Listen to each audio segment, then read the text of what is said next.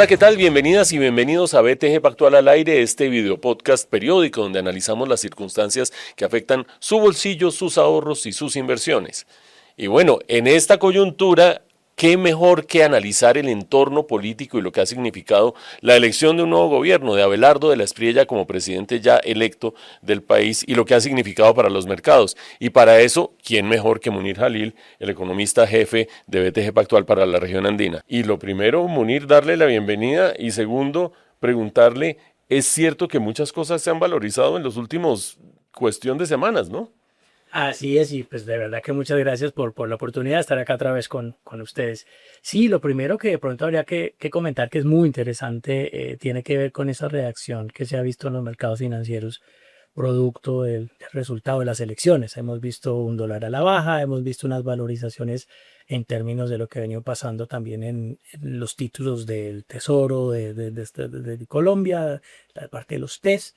Y en términos generales hubo una reacción inicial en acciones que ahorita se está devolviendo, pero es más, diría yo, como parte de un movimiento típico de aquellos que estaban apostando antes para que ya con el resultado hacen su plata y básicamente deshacen sus posiciones, se bajan. Y se baja un poquito el precio. Entonces ha sido muy normal, creo yo, muy en línea con lo que ha pasado en otros países, porque pues nunca nos podemos olvidar que estamos en medio de un ciclo electoral que efectivamente ha llevado a que en la gran mayoría de países de Latinoamérica estemos viendo un cambio hacia gobiernos más de centro derecha o derecha. Y por supuesto todo eso se traduce en esta oleada de optimismo que estamos viendo, pero lo que la gente se pregunta es si ese optimismo ya tiene bases sólidas o si la magnitud del optimismo corresponde con lo que uno ve en los números de las expectativas de crecimiento, ajuste fiscal, sostenibilidad, etcétera, etcétera.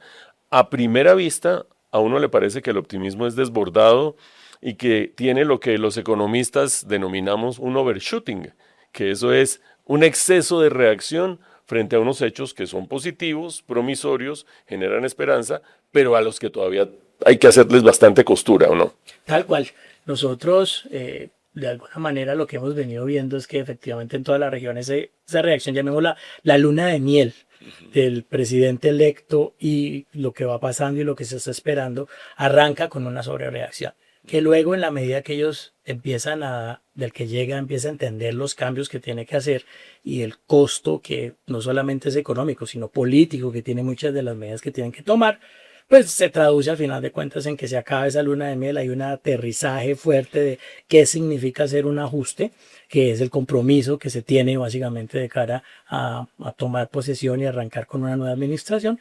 Y obviamente desde el punto de vista macroeconómico, esos ajustes tienen implicaciones macroeconómicas que no son tan bonitas. Sí, ahorita vamos a volver a la discusión de la magnitud de la primera reacción, cuando recorramos todo lo que hay que hacer en el camino.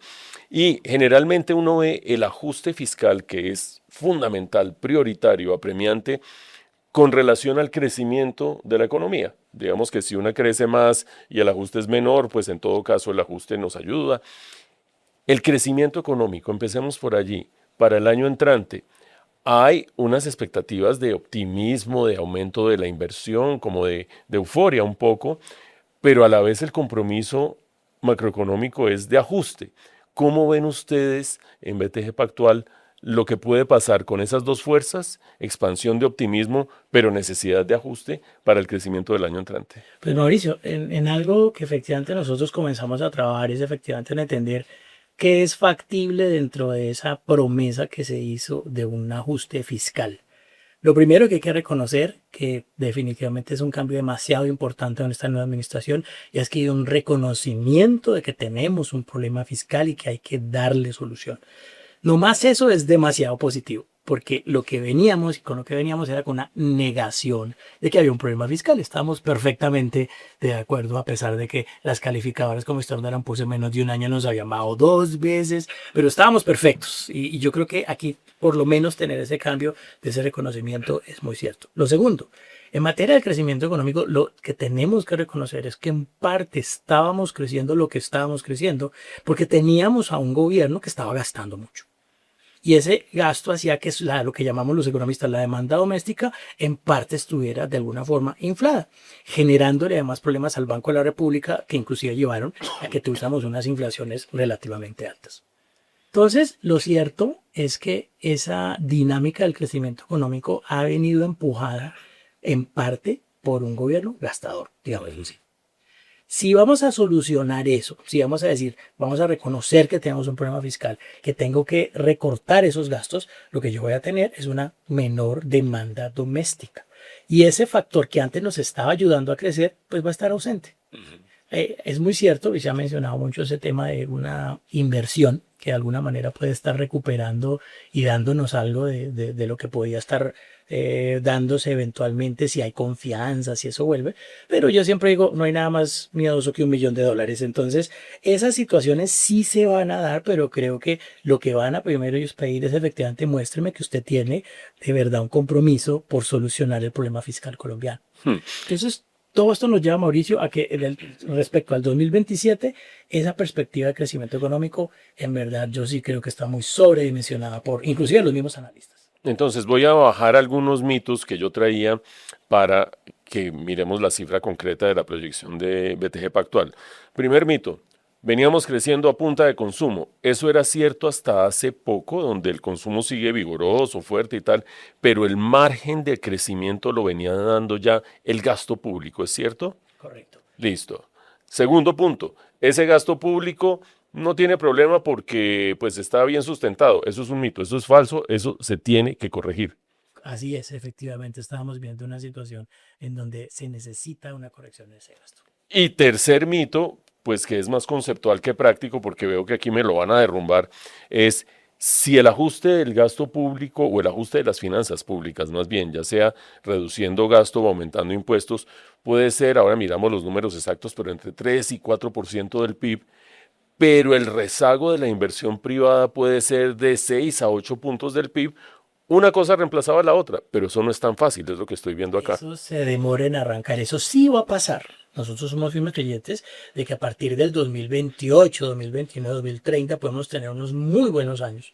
Pero lo que tenemos que empezar a entender es que va a haber un año de sacrificio y ese año va a ser 2027.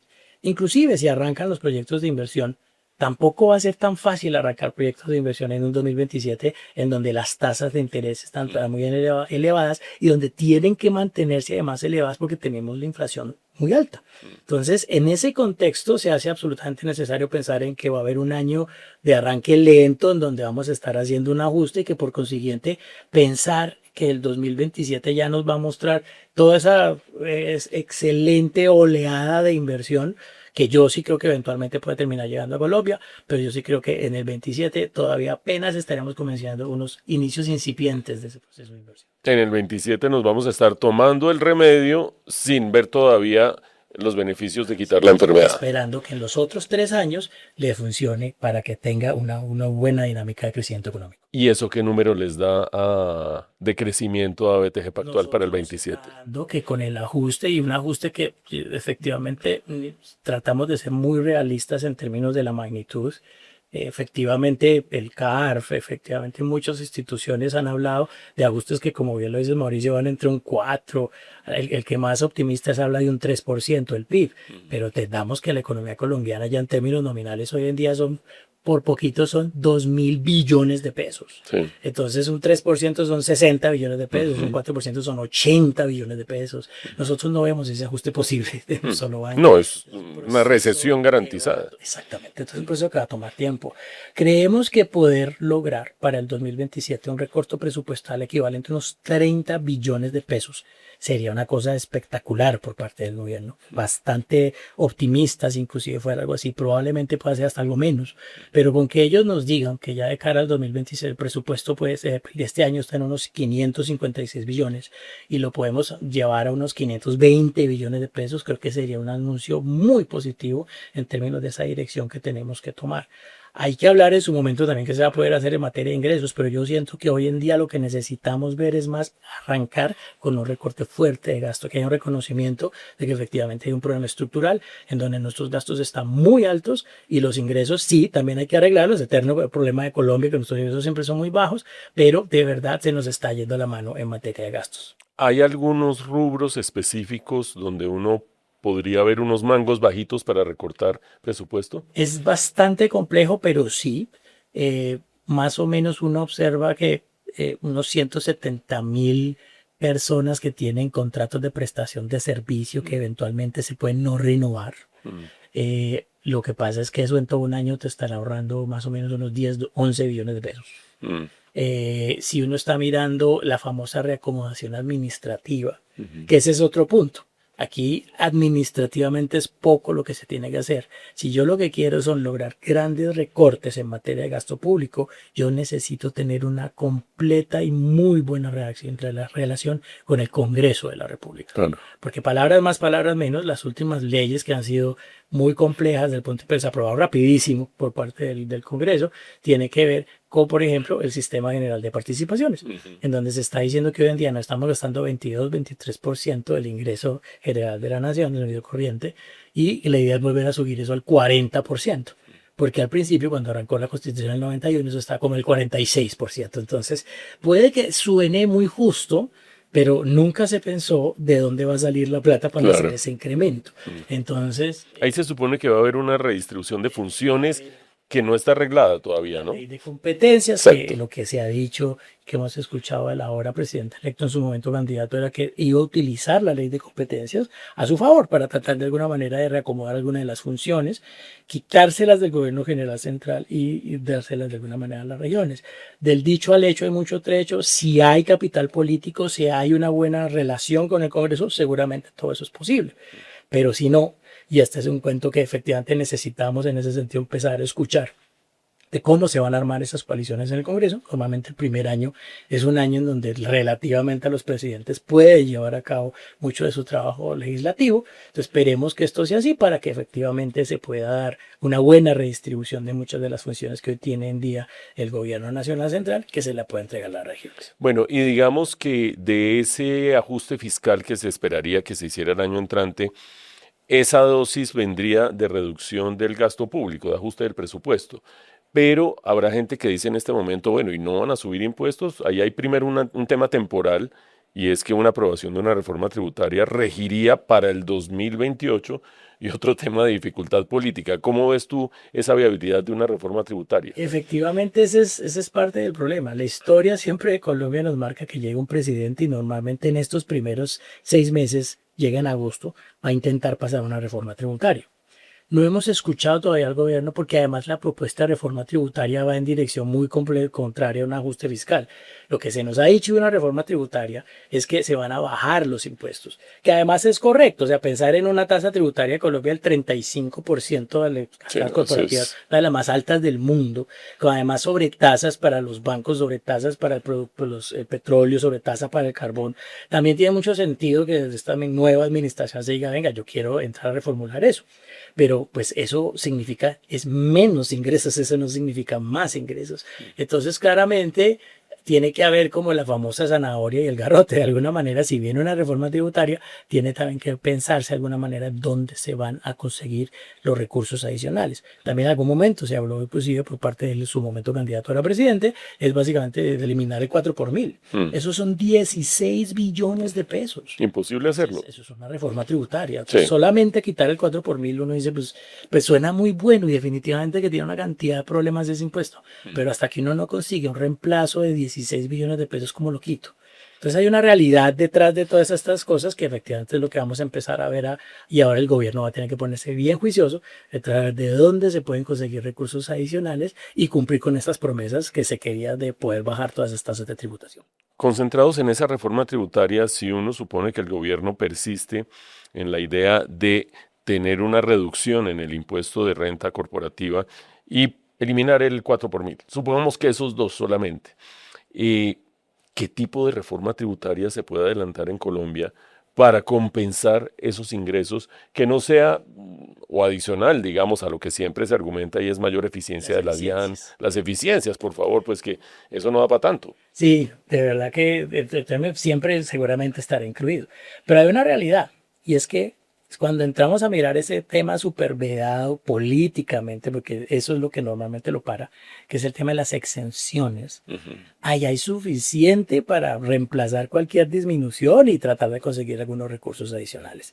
El problema es que ese tema de las exenciones, de verdad, normalmente lo que nos ha pasado en Colombia la última vez fue 2021, cuando se intentó tocar el tema de exenciones, tuvimos el famoso mayo 2021, que fue una revuelta social muy fuerte, y que ahora tenemos que reconocer que tenemos una ahora que va a ser la nueva oposición, que es el ahora gobierno, que seguramente está tremendamente organizado y que pues habrá que ver cuál va a ser la reacción si viene algún anuncio por ese lado de las exenciones.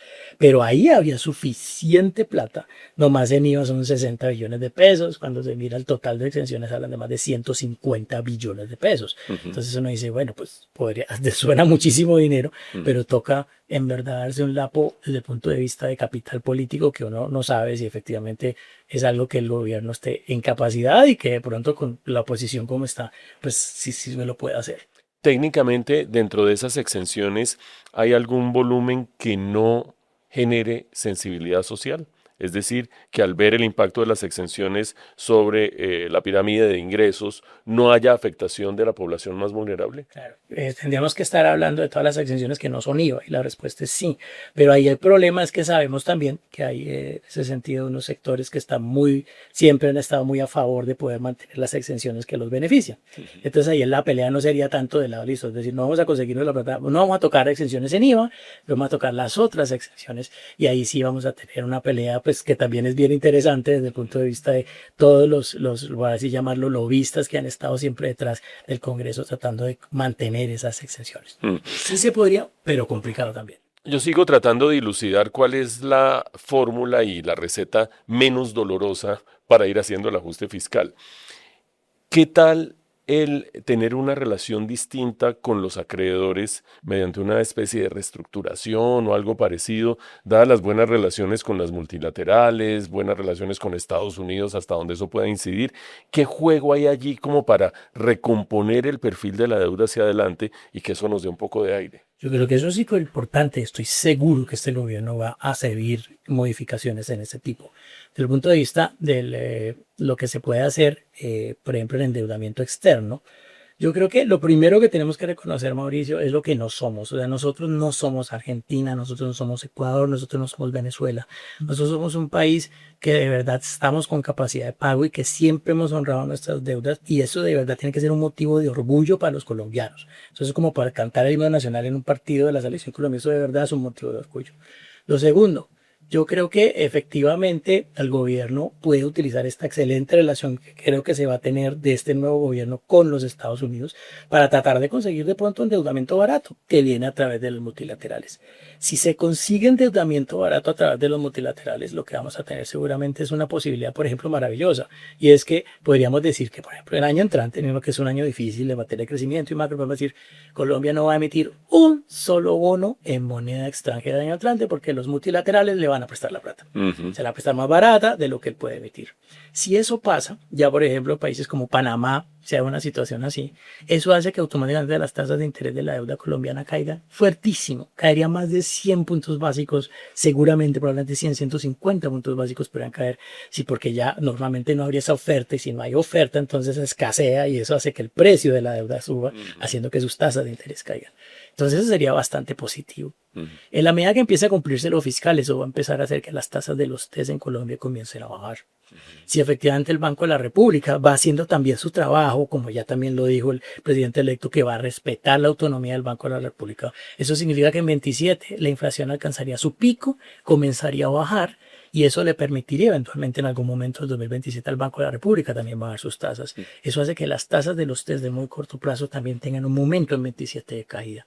Y todo esto se da si yo hago las cosas bien. Si yo estoy trabajando en un marco de una europolítica, estoy respetando la autonomía del Banco Central, pues de alguna manera, y estoy pensando en cómo conseguir recursos afuera a una tasa de interés bastante económica, puedo estar haciendo una combinación muy linda que va a hacer que luego en 2028 usted pueda seguir emitiendo deuda, pero lo va a poder hacer a unas tasas mucho más baratas. Esa va a ser la realidad. Y es previsible que las multilaterales, con el respaldo de Estados Unidos, nos vayan a ayudar a ir enderezando ese caminado. Estoy seguro que para eso hay que utilizar esta relación. Definitivamente tenemos que utilizar esta nueva posibilidad, una muy buena relación con los Estados Unidos, no para llegar al extremo de una Argentina de venga, présteme 20 mil millones de dólares. Que yo creo que otra vez tenemos que diferenciar. Nosotros estamos muy lejos de ser un país como Argentina, es mucho mejor.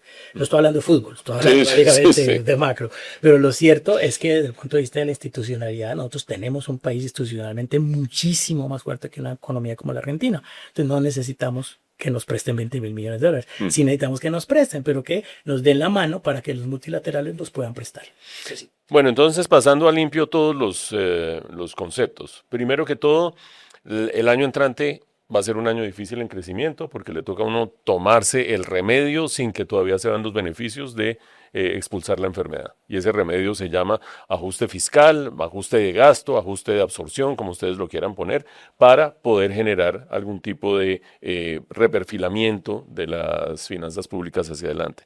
Punto número 2, cualquier cosa que se haga en términos tributarios se haría el año entrante para aplicar a partir del año 2028, 28 exactamente, y seguramente si se espera que haya reducciones sustanciales de impuestos, va a tocar conseguir por otro lado los ingresos y eso requiere pulso político que todavía está por verse cómo se va a conseguir. Ojalá se consiga, pero todavía es incierto porque el margen de la votación presidencial fue chiquito, chiquito, chiquito.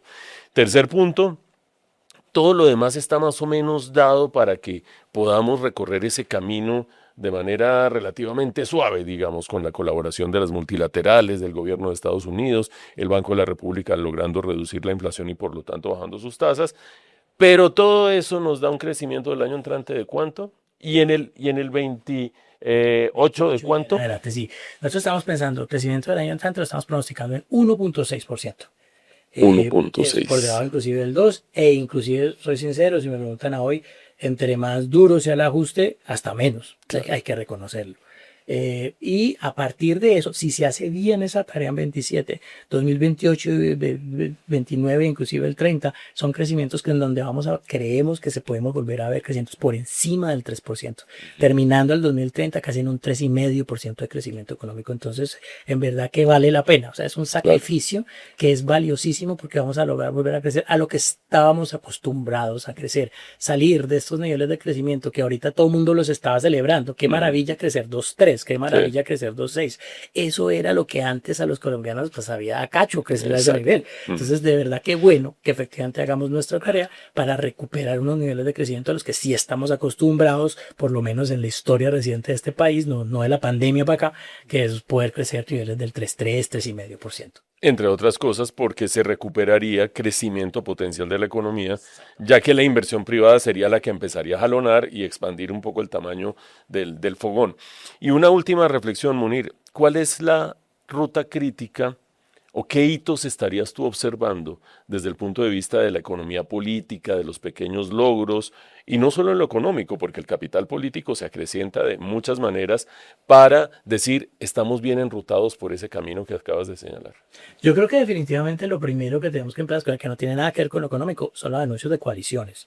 Empezamos a escuchar, ya algunos partidos han declarado partidos de gobierno, pero que se declare partidos de gobierno ya significa que ahorita el nuevo ministro del Interior, Rodrigo Lara, tiene que entrar a discutir con ellos. Tiene que entrar a hablar con los que todavía no se han definido y empezar de alguna manera todo lo que es armar ese proceso de una coalición que se ve posible, que estamos con toda esa ventaja del primer año, que sí, la diferencia no fue muy grande, pero al final se ganó. Sí. Y normalmente lo que siempre se dice es que ese primer año, siempre al lado del presidente, se puede ver una dinámica muy interesante. Creo yo que cualquier ese anuncio que se haga en materia de Estados Unidos, un apoyo en la parte de seguridad, en la parte, acá se ha llamado un plan Colombia 2, yo no creo que Estados Unidos ponga plata. No, pero con que nos ponga básicamente un poquito más de todo lo que ya está poniendo, nos está dando mucho más helicópteros, nos está dando mucho más materias primas, está dando mucho más armas. Ese tipo de ayuda yo creo que termina siendo bueno. Y si nos dicen, no, y vamos a empezar a ayudarles con inteligencia, con esos drones que están por allá volando súper alto y que uno ni los ve, con ese tipo de cosas, ese tipo de colaboraciones, yo creo que sí pueden ser bien interesantes, pueden dar un poco de más apoyo y obviamente que Estados Unidos también se comprometa a darnos esa ayuda para que los multilaterales nos puedan prestar, porque si seguimos el paso típico de un multilateral para que nos preste, son 2 años. Entonces lo que necesitamos es un empuje de Estados Unidos, ahí sí, no para que al estilo argentino nos preste 20.000 millones, pero sí para que por favor estos señores tomen las decisiones y hagan el estudio respectivo de crédito de Colombia, pero lo hagan un poquito más rápido. E idealmente eso tiene que suceder en 3 meses, porque hay elecciones parlamentarias en Estados Unidos en noviembre.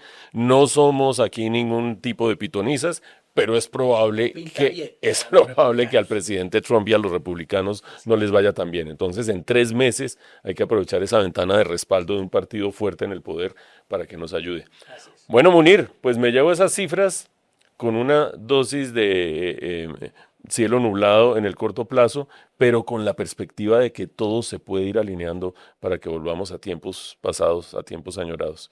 Muchas gracias, Munir Jalil, por haber estado en BTG Pactual al aire. Gracias, Mauricio. Como siempre, un placer estar acá.